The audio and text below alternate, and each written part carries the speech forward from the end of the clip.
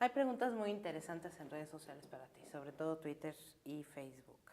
Rodolfo Vitela, bueno, te felicita por tu trabajo, desempeño, destacado como erradicar el bullying, y te pregunta, ¿cómo terminar con la discriminación en escuelas primarias y secundarias, que es la cuna del bullying? ¿Por dónde comenzar a erradicar esa discriminación en edades tempranas? Que si es posible detectar a edades tempranas la discriminación de menores que la ejercen y cumplen. Son muchas preguntas, pero bueno. Son muchas. Hay un video que hizo Conapred que se puede encontrar en YouTube y a lo mejor se puede aquí linkear, ¿no? Claro, El racismo claro, en México es fruto de una investigación con 110 niños y niñas sí. de escuelas públicas, privadas, distintos niveles socioeconómicos, tonos de piel, y hay una percepción, no les cuento el video, pero hay una percepción racista 100 contra 0. Hay que ver el video. ¿Qué quiero decir con esto? Yo no creo que la escuela es la cuna del bullying. Nosotros aprendemos el racismo, el clasismo, el machismo, la homofobia, la aprendemos en nuestros espacios sociales, lo aprendemos en la familia. Yo creo, por ejemplo, hay muchas formas de tratar de combatir el bullying. Hay límites, hay programas que pueden tratar de penalizar más a niños y niñas, pensar que como ellos son los, finalmente quienes pueden violentar, ellos son los responsables de la violencia que se da dentro de las escuelas y no son un síntoma de una violencia social mucho más amplia. Pero una de las formas, creo, es necesitamos hacer un trabajo a nivel nacional, pero también social y educativo, de la comunidad educativa, de darnos cuenta de que los niños y niñas hoy viven una situación o viven una relación con la violencia totalmente diferente de la que vivimos tú y yo hace unos años. Ellos la ven, hace poquititos años, la situación ha cambiado rápidamente. Ellos la ven, perdón, en la televisión, la ven en todos los espacios, la ven incluso en los programas infantiles, la ven en los videojuegos, ¿no? La viven en la violencia intrafamiliar, la viven vía los efectos de manera directa o indirecta del crimen organizado, la viven porque la violencia se ha ido de alguna manera no solo ampliando, sino se ha ido sobre todo difundiendo, ¿no? La globalización ha ayudado a eso, a estar en una relación muy distinta con la violencia. Y estar con ello implica que tú cambias tu forma de relación con la violencia. El bullying es un cambio de relación cultural de los niños con la violencia, es un mecanismo de relación que tienen niños y niñas, porque tú ves incluso cuando no hay una violencia física, la violencia verbal a nivel de secundaria es una cosa que a los papás y a los adultos mayores nos puede poner los pelos de punta. Y para los niños es un asunto, para los chicos es un asunto totalmente, es una forma de relación. No asumimos, no nos hemos dado cuenta el peso que tiene la violencia como un mecanismo de relación social. Y la hemos ido atacando, me parece, de manera parcial y en ese sentido ayudando a que se fomente culturalmente. Laura Barranco te pregunta, ¿qué opinas sobre el tema de la educación inclusiva, que está ausente en la reforma educativa? Pues opino que es una ausencia, no solo es ilegal, no solo es injusta, es una ausencia criminal. ¿Por qué criminal? Porque finalmente va a tener un efecto en la vida de muchas y muchas, miles y miles de personas, miles y miles, millones de familias, y que luego puede responder a un asunto de las prioridades de la política pública. Yo entiendo que cuando un país tiene problemas del tamaño de los que tiene, como el problema educativo, tiene que o trata de entrar primero a aquellos a atacar o a solucionar los grandes problemas que van a darle una solución a los grandes grupos de población. O sea, el tema de los maestros, el currículum educativo, ¿no? La educación regular que incluye a la mayoría de las decenas de millones de niños y niñas en este país. Pero los excluidos, que son quienes están justo necesitados de la inclusión educativa. Que bueno, son personas con discapacidad, niños indígenas, niños migrantes. Niños no heterosexuales, niños que pertenecen a familias no tradicionales, Sí, que tienen dos niños papás, que dos están mamás, niños que o viven en con sus zonas abuelos. rurales, ¿no? Niños que viven en una situación de socioeconómica muy baja, niños que tienen problemas de integración por ser monolingües o por ser bilingües. Hay un montón. Cuando tú sumas todos esos pequeños grupos, todos esos grupos de población que están de alguna manera en los hoyos negros de la política pública, el problema de la exclusión educativa se vuelve un problema enorme. Y terminaría esto diciendo una cosa. Los problemas de exclusión educativa tienen que ver también con el abandono que hicimos como sociedad del sistema educativo. El problema no es ahorita la coordinadora, el problema es que México, los padres de familia, los maestros, los directivos, las autoridades de cada lugar abandonamos el sistema educativo de tal manera que se fue deteriorando de una forma que ahora reconstruirlo es una tarea monumental. Jesús Paul Ibarra te pregunta, o Geus Paul Ibarra, ¿cómo ve el decreto para que se instaure el Día Nacional contra la Homofobia? Con todas sus letras, contra la homofobia. Con todas sus letras. Me parece que por primera vez va muy bien. ¿Sí? Hay que recordar que en 1989 Francia hace el primer decreto nacional. Después, en 1990, la Organización Mundial de la Salud dice que la homofobia no es una enfermedad mental, lo saca de esa lista justo el 17 de mayo. Y tenemos una cincuentena de países y aquí algunas entidades federativas. ¿Aquí ¿no? cómo se llama ahorita? ¿Cómo le puso Felipe Calderón que siempre todo lo sexual se le atragantaba? Se llama... Nunca quiso decir preferencia sexual No, se llama público, Día Nacional...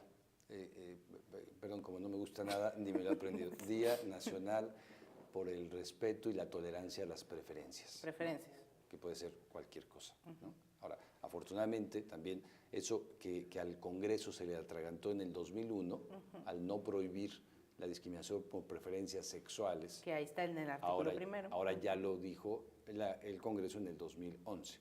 Se prohíbe todo tipo de discriminación por preferencias sexuales. Me parece que estamos caminando bien y por fin lo vamos a tener. Ana Guerra te pregunta, ¿has recibido denuncias por discriminación hacia residentes en los primeros años de medicina en hospitales?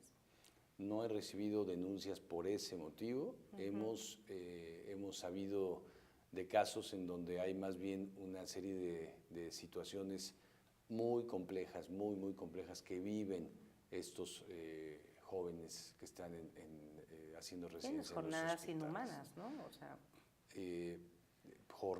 jornadas muy largas, evidentemente muy poca, una retribución económica que no posibilita el hecho de que sigan estudiando, ¿no? La residencia no solo es un servicio, es un aprendizaje, forma parte de la currícula.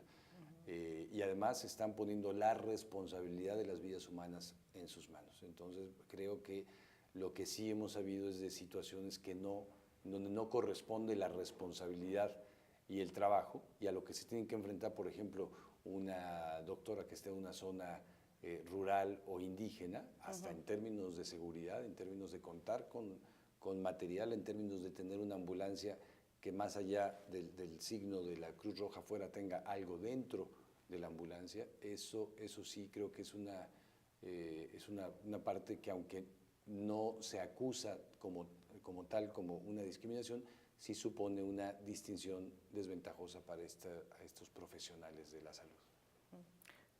Lulú Grimaldo te pregunta, ¿cómo se manejan las discriminaciones salariales hacia la mujer? ¿Se considera discriminatorio que mujeres en política sea cuota forzosa y no un reconocimiento a sus capacidades? O sea, son dos, discriminación salarial y que si piensas que las cuotas es una medida discriminatoria.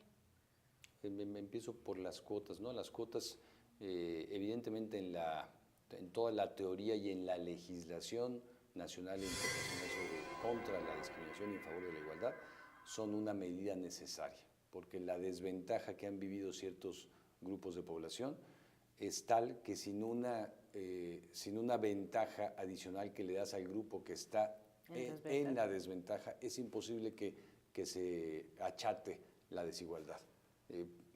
Digo un dato sobre la cuota más reciente, perdón, la medida positiva más reciente, porque esa no es una cuota, que acaba de tomar el presidente Peña Nieto, la paridad de las candidaturas de hombres y mujeres en procesos federales. Ahora tendremos la posibilidad de que las candidaturas sean 50-50.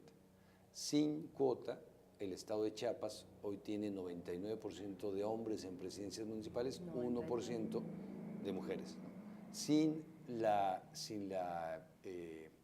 el reconocimiento que se hizo hace 60 años del voto a las mujeres, los usos y costumbres indígenas, por ejemplo, hacen que tengamos todavía 110 municipios solo en Oaxaca en donde está prohibido el voto de las mujeres.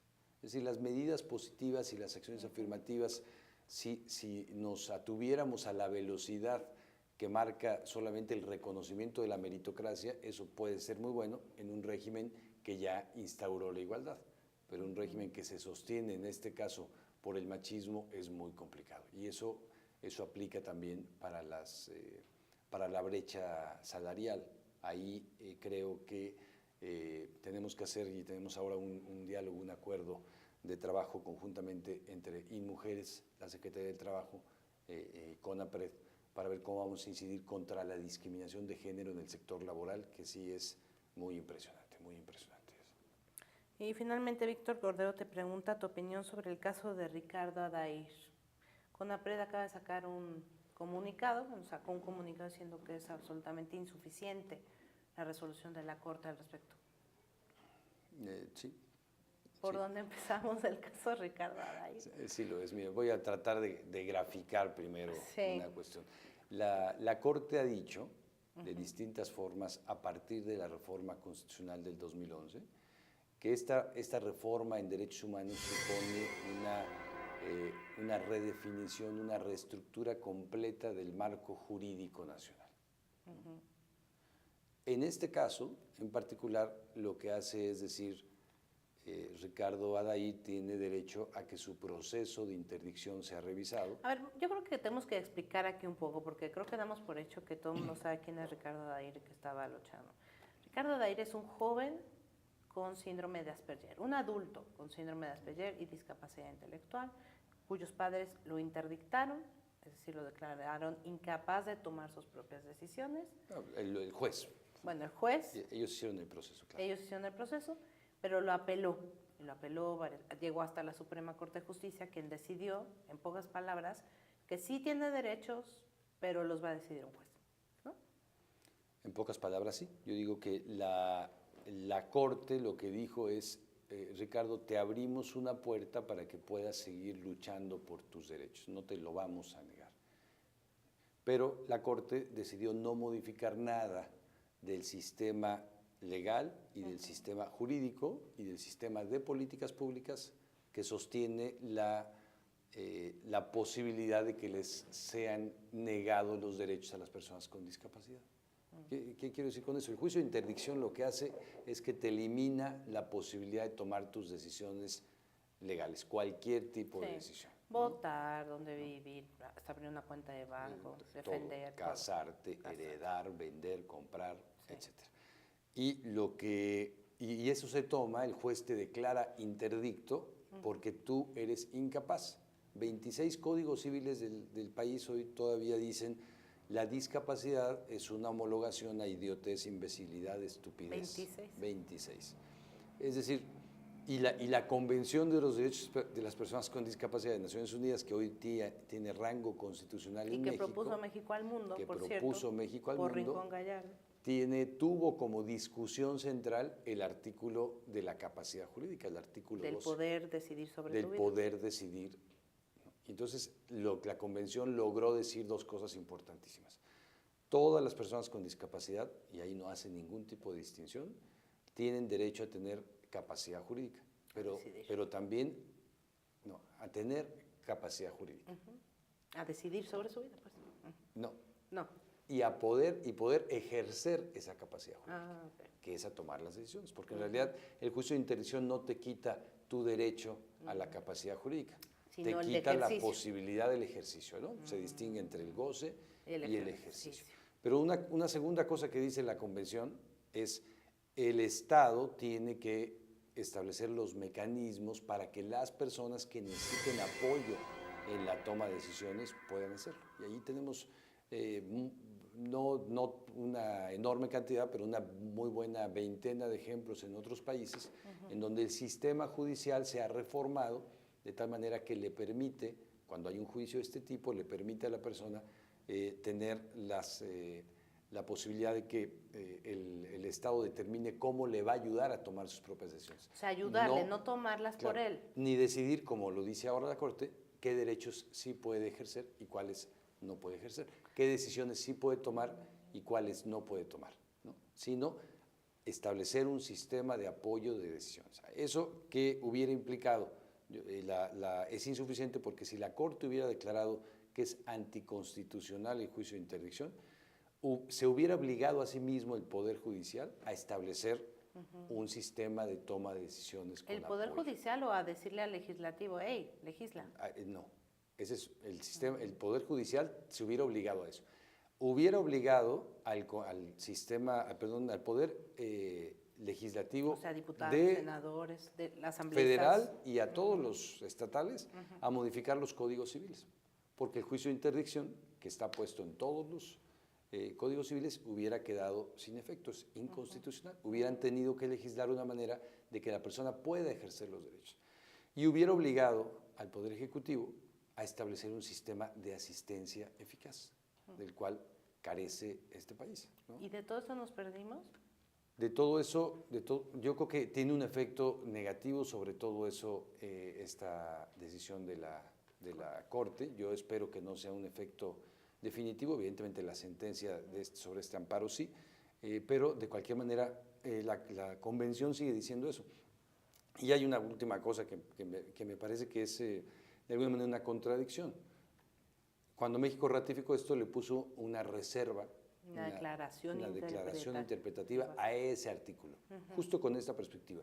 Si el juez civil determina que el código local que él conoce protege más que la Convención de Naciones Unidas, el juez civil puede declarar interdicto a una persona. Yo, por ejemplo, mi papá tiene una debilidad auditiva, una debilidad visual, y tiene dificultades también de movilidad. Yo podría hacer un juicio y declarar interdicto a mi papá y quedarme con todos sus bienes, cosa que sucede frecuentemente con adultos mayores. Y el juicio de interdicción deja de ser un mecanismo de protección, pasa a ser un mecanismo de abuso, porque además el juez determina eso y no te vuelve a ver, aunque se supone que tú tienes que ir una vez al año y darle cuentas al juez. Eso no sucede. En la realidad. Si el juicio de interdicción se eliminara, se obligan los tres poderes a establecer estos mecanismos, se obliga el propio sistema a hacerlo progresivamente, no lo puede hacer de un día para otro. Evidentemente, en los países en los que está, eso ha costado mucho trabajo, mucha reflexión, es un sistema que cuesta dinero, pero que lleva a la posibilidad de lo que dice el artículo 1 constitucional, que desde la diversidad, que es lo único que protege, que reconoce, la Constitución de entrada, podamos ejercer lo único que protege, que es la igualdad. Yo creo que es muy lamentable y se contradijo. El Senado finalmente retiró la declaración interpretativa. Sí. Un poder pensó que no era necesario y lo retiró a petición del presidente de la República. El Ejecutivo también determinó que no era necesario. Pero la Corte nos salió más Pero la Corte nos salió muy corta. Yo creo que en ese sentido muy corta. Gracias, Ricardo. Gracias a ti.